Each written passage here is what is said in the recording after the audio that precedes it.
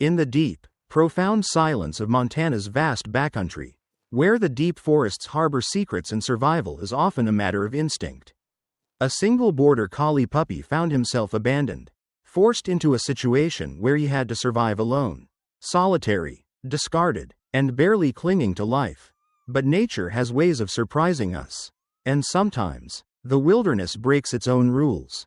When a tawny, unpredictable mother bobcat emerged from the darkness, mercy was the last thing anyone expected. Yet, what happened next was a dramatic turn of events that no human or animal could have predicted. How far would a wild bobcat go for a life of a different species? What is the power that binds predator and prey, creating a bond that defies all laws of nature?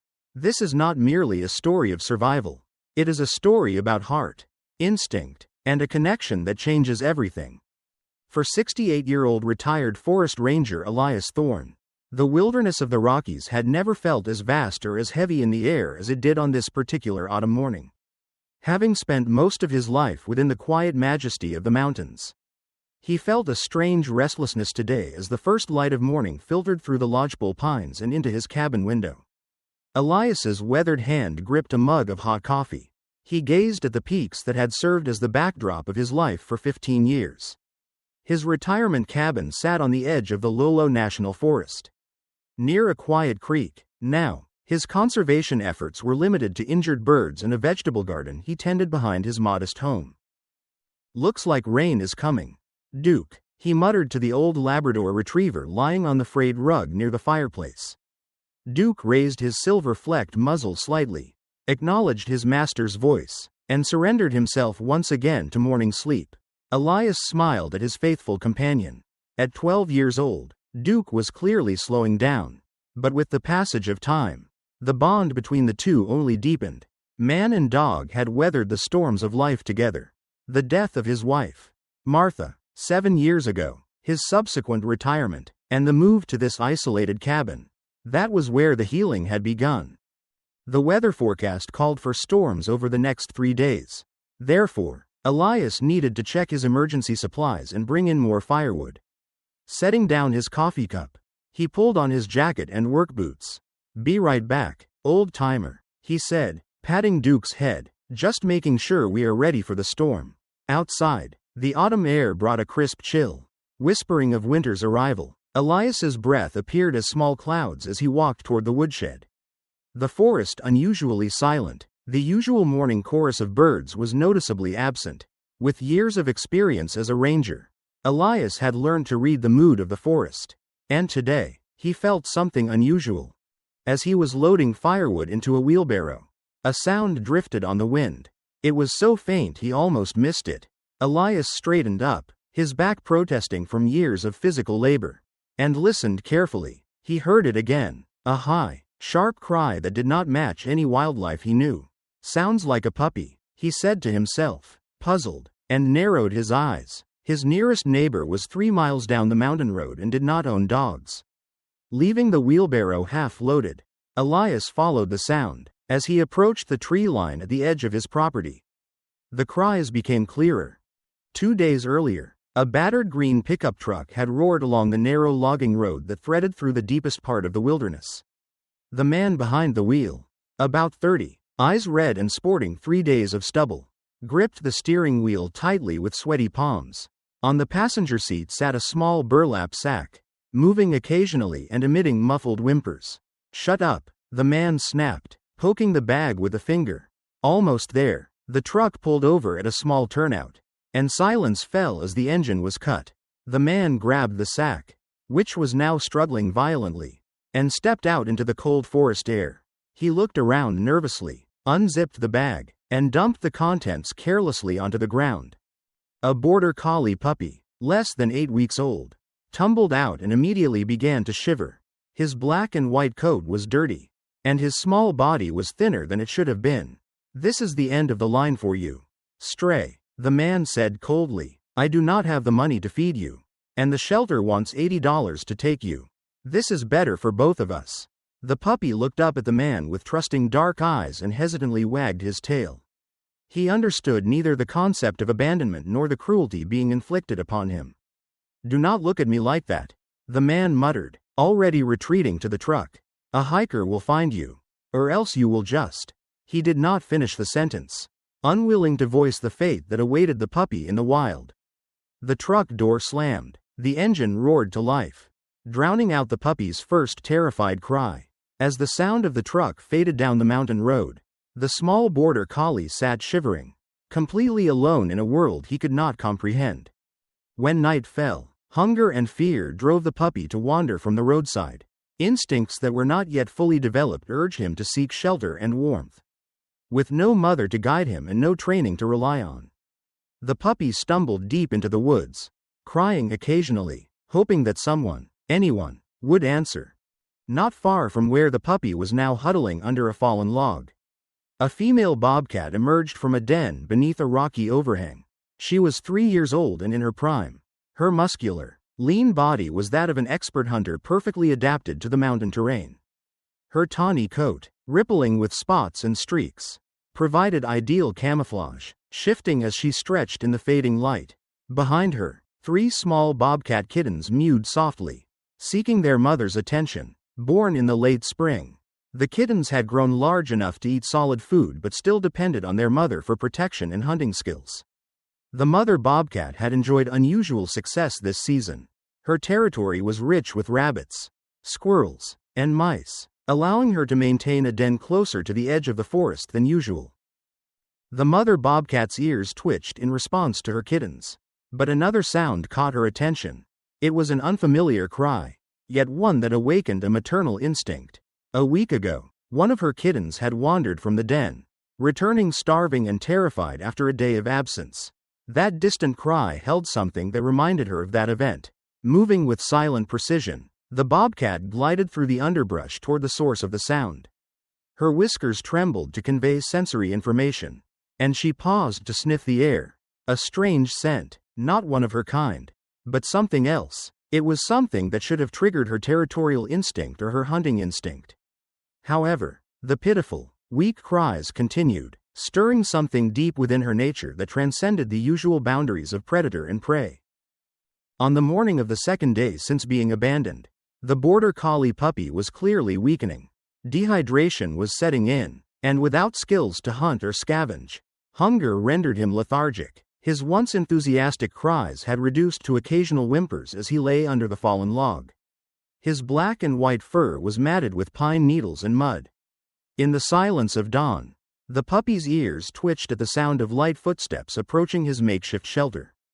Too exhausted to run, he could only watch as a shadow fell across the entrance of his hiding place. The mother bobcat stood motionless, staring at the small creature before her with amber eyes. Her nose quivered to process the puppy's scent, and her short tail twitched slightly in hesitation. Every instinct told her this was not her lost kitten, but something entirely different, something belonging to the human world, an existence she avoided at all costs. But when the puppy let out another weak whimper and tried to wag his tail, something remarkable happened. Instead of retreating or attacking, the mother bobcat moved closer. Perhaps it was because the puppy's size was similar to her kittens. Or perhaps there was a deep, inexplicable connection. But in that moment, her maternal instinct overpowered her natural caution. With gentle precision, the bobcat grasped the scruff of the puppy's neck with her teeth. It was the same way she carried her own kittens. The puppy instinctively went limp, a reaction programmed into both wild and domestic canines. Securing her precious cargo, the bobcat disappeared back into the forest, moving quickly toward her den. When the mother bobcat returned to the rocky shelter, her 3 kittens greeted her with curious mews, their small spotted bodies weaving around her legs. She placed the puppy carefully on the soft grass mat covering the floor of the den. The kittens approached the new arrival cautiously, their blue-amber eyes wide with curiosity rather than fear or aggression. Somewhat revived by the movement and the change in environment, the puppy struggled to stand and wagged his tail weakly.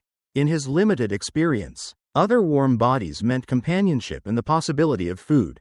The young kittens, still playful and accepting, soon began to nudge the strange creature in their enclosure, patting him lightly with their paws.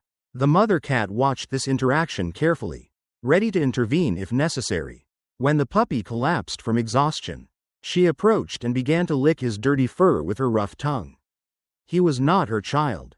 But for now, at least temporarily, he was under her protection.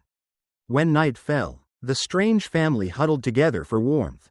Surrounded by the vibrating warmth of the wildcat's purring, the puppy slept soundly for the first time since being abandoned. However, on the morning of the third day, reality began to assert its presence. The mother bobcat brought a rabbit for her kittens. But although the puppy tried to join in the meal, he could not digest the raw meat. His pitiful attempts to nurse from her ended in similar failure. Their biological differences had created an insurmountable barrier to the puppy's survival. The bobcat paced restlessly at the entrance of the den, torn between an inexplicable attachment to this strange creature and the practical knowledge that she could not keep him alive. Her kittens needed her care and guidance. She could not afford to divert energy for a child of a different species. As dawn broke, the mother bobcat made a decision. Grasping the neck of the weakening puppy once again, she left the den and began a journey across the forest. Not deeper into the wilderness, but toward the edge, toward the place where the scent of humans occasionally drifted on the wind. Elias Thorne had been searching for the source of the cries for over an hour when they suddenly stopped. Anxious, he extended his search range deeper into the woods than he had originally planned. The storm clouds overhead warned him to return soon.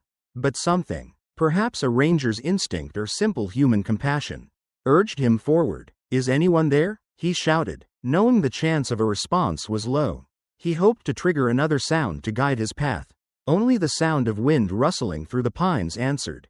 Just as Elias was about to admit defeat, old Duke, ignoring the pain in his hips, joined the search and suddenly began to bark sharply a few yards ahead.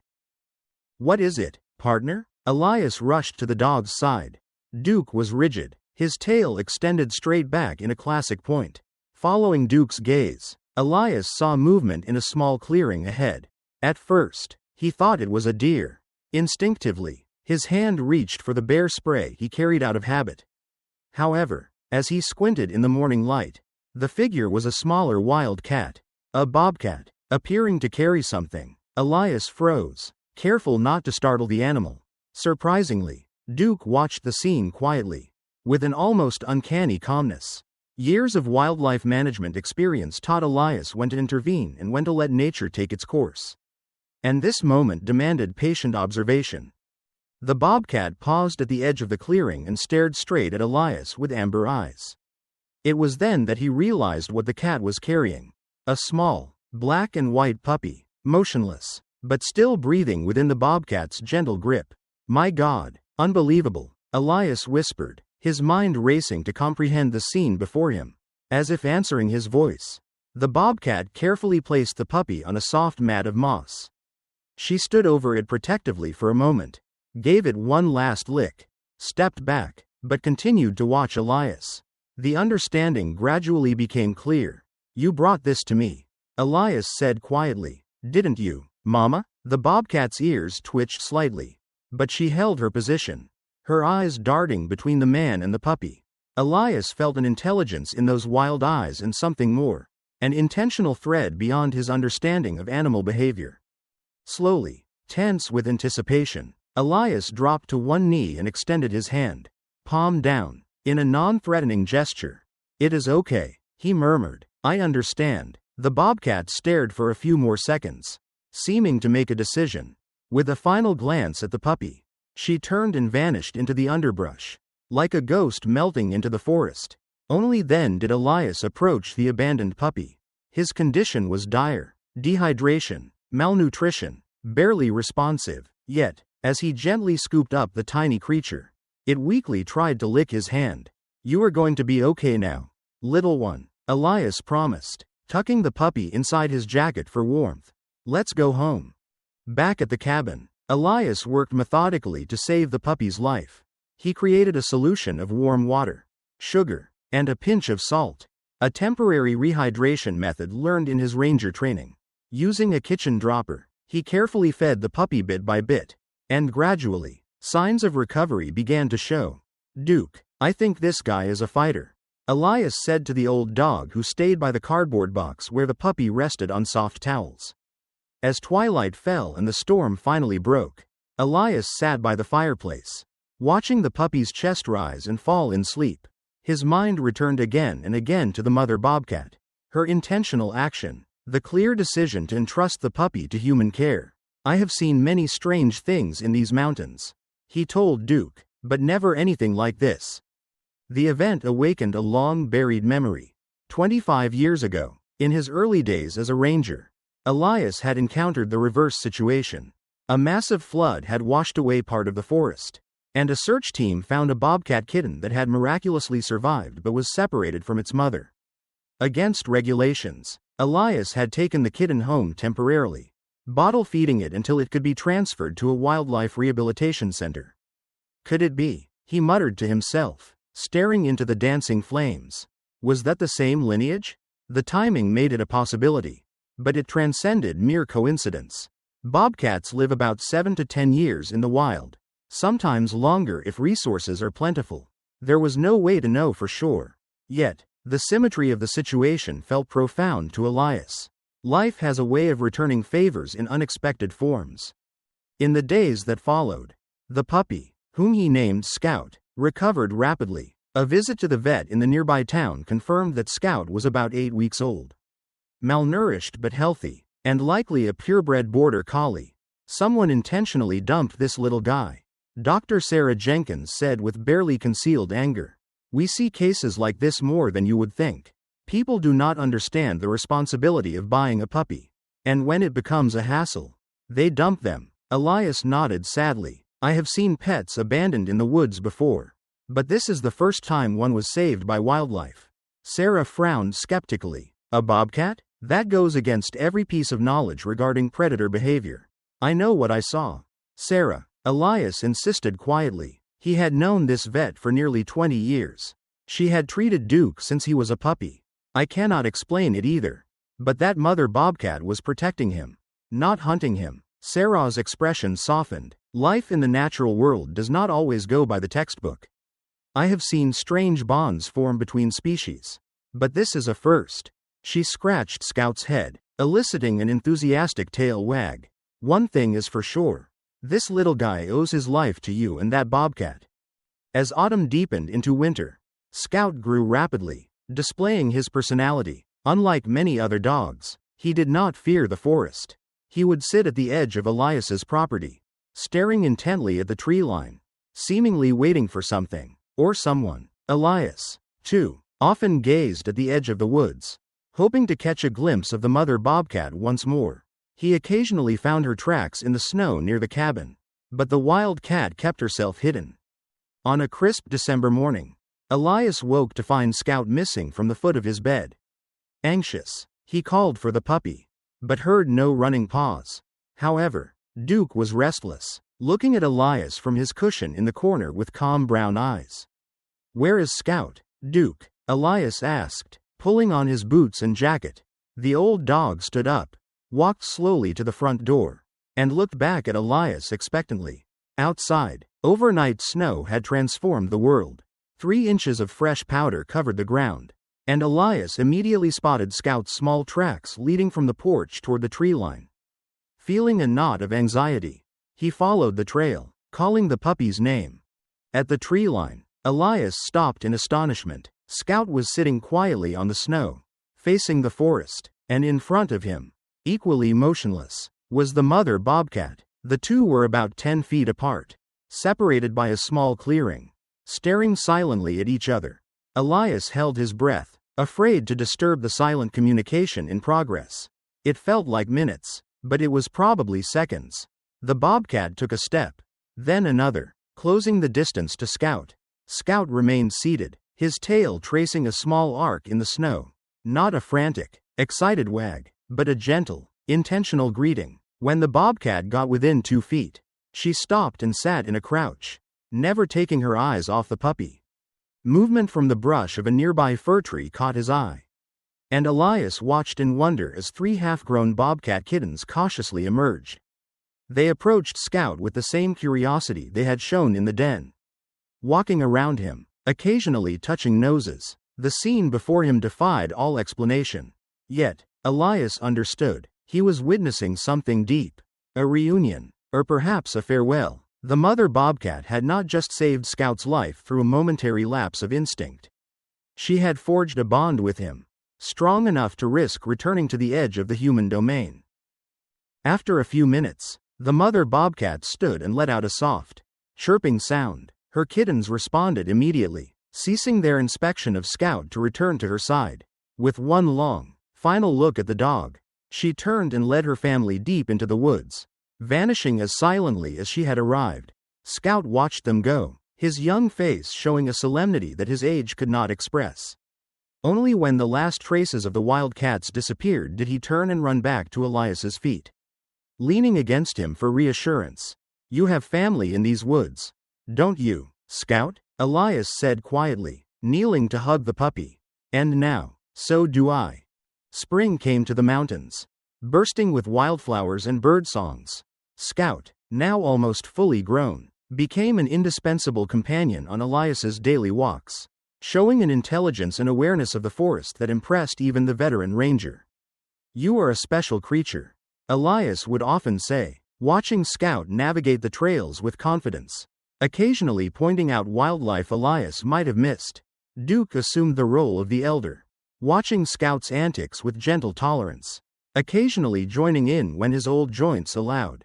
The three of them formed a family in a sense, filling Elias's once quiet cabin with warmth and purpose. On a particularly beautiful morning in May, Elias decided to walk to a small meadow where the wildflowers were at their peak. Scout ran ahead on the trail, while Duke walked slowly by Elias's side. As they approached the edge of the meadow, Scout suddenly stopped, adopting a posture that was alert but not warning. Elias followed his gaze and felt his chest tighten with emotion. Standing in the sunlight at the edge of the meadow was the mother bobcat. Watching them, by her side were only two kittens, now nearly adults and soon to establish their own territories. "She is still watching over you," Elias said softly to Scout, who wagged his tail in acknowledgement. The bobcat met Elias's eyes for a moment, and he nodded to her in silent gratitude. Then, with the same intentional grace she had shown that autumn morning, she turned and led her cats into the shadows of the forest. Scout watched them go, his face showing that same solemn understanding. When the last trace of the wildcats vanished, he turned back, leaning against Elias's leg, pressing close as a companion. "Let's go home, everyone," Elias said, his voice thick with emotion. On the way back to the cabin, Elias reflected on the strange chain of events that had brought Scout into his life. What began as a cruel act of abandoning a helpless puppy had been transformed into something remarkable by the intervention of a wild mother with mercy that transcended species boundaries. In the vast wilderness of the American Rockies, where life often follows the harsh laws of nature, a small miracle had occurred, and witnessing it, Elias found a renewed sense of wonder in the world he thought he knew so well. Scout ran ahead on the trail, his black and white coat shining in the dappled sunlight, a living testament that in the space between the wild and the tamed, the most unlikely bonds are born, and the most unexpected rescues can heal the truest of things.